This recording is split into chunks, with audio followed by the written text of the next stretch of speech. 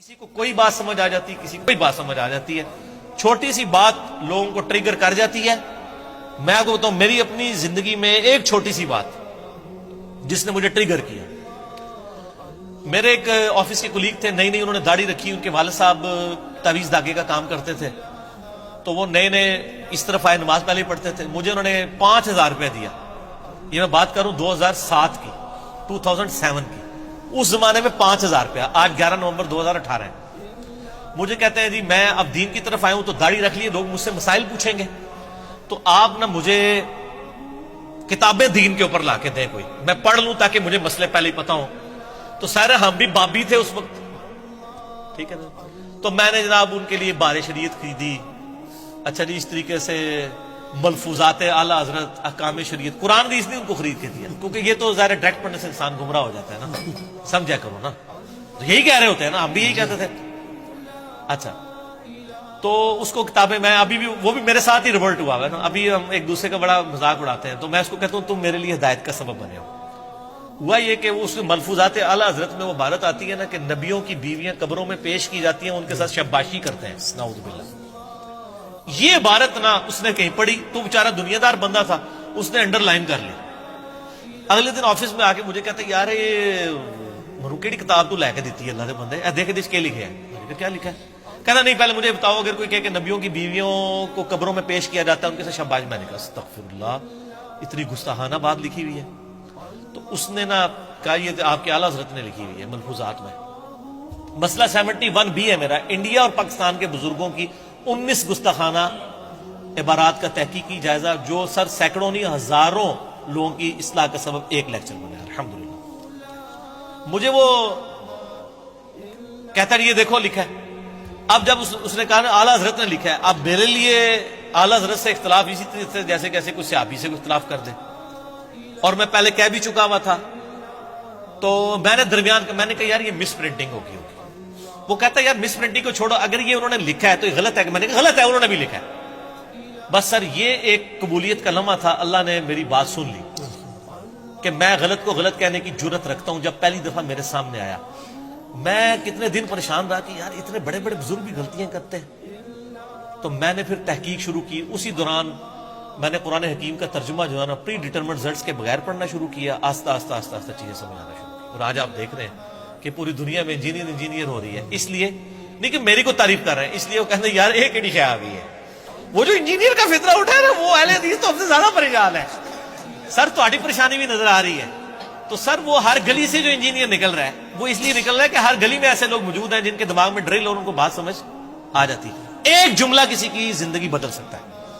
آپ دیکھیں نا، اوس اور خزرج کی جب لڑائیاں ہوتی تھی یہودیوں کے ساتھ، یہ جنگجو لوگ تھے، ہمیشہ جیت جاتے تھے، تو یہودی کہتے تھے بچو جی اونٹتے تسی جیت جاندے ہو، جب آخری نبی آئیں گے نا ہم ان کے ساتھ ملیں گے، پوری دنیا کو فتح ہم کریں گے، تو پھر ہمارا مقابلہ تم نہیں کر سکو گے۔ یہ یہودی ان کو تڑی لگاتے تھے۔ قرآن میں بھی اشارتاً ذکر ہے کہ اس نبی کے آنے سے پہلے سورۃ البقرہ میں تم اس نبی کے وسیلے سے اللہ کی طرف دعائیں کیا کرتے تھے، اس حوالے سے کہ اللہ اس نبی کو جلدی جلدی بھیج، اور آج جب وہ نبی آ گیا تو تم پہلے منکر ہو گئے یہودیوں۔ اچھا اب جب اوس اور خزرج حج کرنے کے لیے گئے نا مکہ اور مکہ شریف، مدینہ شریف سے، وہاں ان کو پتہ چلا کہ ایک پیغمبر ہونے کا دعویٰ کر رہا ہے شخص محمد ابن عبداللہ، اور نبی علیہ السلام بھی مشرکین عرب کے خیموں میں جا کے ان کو اللہ کی بات کرتے تھے۔ حج کے موقع کے اوپر چونکہ پورے عرب سے لوگ آتے تھے، حضور کہتے تھے چلو یار انہوں نے میری بات نہیں سنی، یہی سن لیں۔ جس طرح ہم کہتے ہیں چلو یار جہلم کے لوگوں نے سنی، آپ یوٹیوب پہ ویڈیو بنا کے ڈال دیں، تو پوری دنیا نے سن لی، اب جہلم والوں نے بھی دیکھا دیکھی سننی شروع کر دی۔ اینڈ پہ جس طرح فتح مکہ کے بعد اہل عرب نے بھی اسلام قبول کر لیا، تو نبی علیہ السلام کہتے ہیں چلو یار یہ میری بات سنو، اور ابو لہب خبیث پیچھے پیچھے چلتا تھا، وہ کہتا تھا یہ میرا بھتیجا ہے، یہ پاگل ہو گیا، اس کی بات نہ سنو۔ نبی علیہ السلام پھر بھی ڈٹائی کے ساتھ بات کرتے جا رہے ہیں، پورے ڈٹے ہوئے اپنے اس حق کے اوپر۔ تو وہاں پہ اوس اور خزرج نے جب سنا نا، انہوں نے کہا یار یہ تو لگتا ہے وہی نبی ہیں جن کے بارے میں یہودی ہمیں تڑی لگاتے تھے کہ ہم اس کے اوپر ایمان لائیں گے اور ہم پوری دنیا پہ قبضہ کر لیں گے۔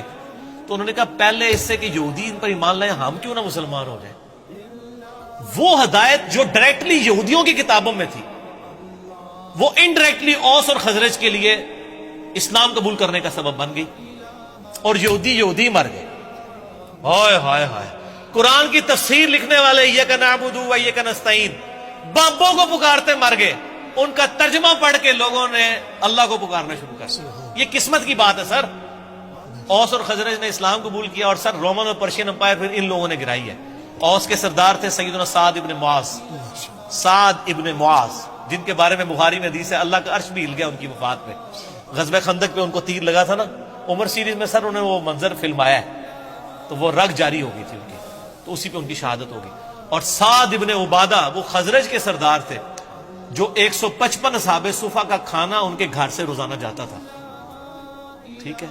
حضرت ابو دردہ، حضرت ابو ہریرہ، ان لوگوں کی فائنینشل سپورٹ کرنے والے حضرت سعد ابن عبادہ تھے رضی اللہ تعالیٰ۔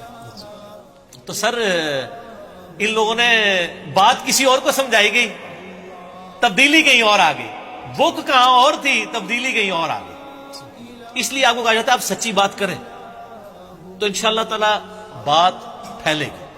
ایون جھوٹی چیزیں بھی، ایمینوئل کانٹ کہاں پہ، جرمن فلاسفر ہے، فلاسفی جا کے رشیا نے لے لی، آدھی دنیا پہ قبضہ کر لیا، کمیونزم، ٹھیک ہے۔ تو جھوٹی بھی نظریات محنت کہیں نہ کہیں رنگ دکھا دیتی ہے، ٹھیک ہو گیا۔ تو سچائی تو پھر سچائی ہے سر۔